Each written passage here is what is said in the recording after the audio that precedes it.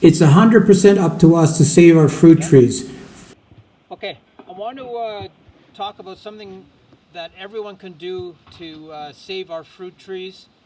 These fruit trees, some of them are like 30, 40, 50 years old, and they don't have any modified seeds yet.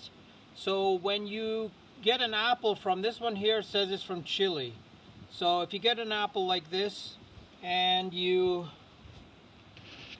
basically cut it in half,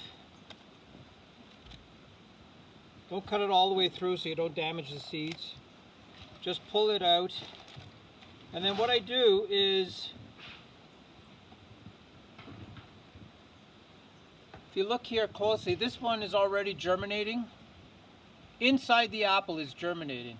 So what I simply do, put it in the ground, stick it in, have it sticking out, and that will certainly turn into an apple. This one here, same thing, starting to germinate already. So all I'm saying is, if we want to save the fruit trees, these really bizarre apple trees that are going to die out very shortly, the best we can do is actually save the seeds from all these fruits that we buy. Save them for the spring if you're in the winter. If you're in a place like this where it's 365 days of good weather, you basically sow them right away. And in this garden here, we have probably already, if you look closely here, Dario, eso, ven cerca.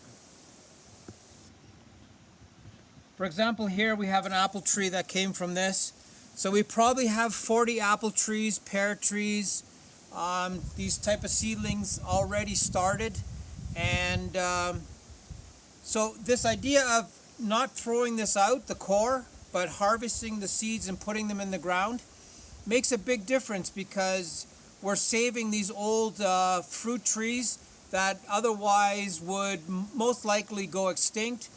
There's so many different varieties of apples in the world, and some of these farmers have these old trees that basically need to be protected. So by us saving the seeds from their apples or pears or plums or whatever it may be, we keep that line going, especially if we have a garden to do it in.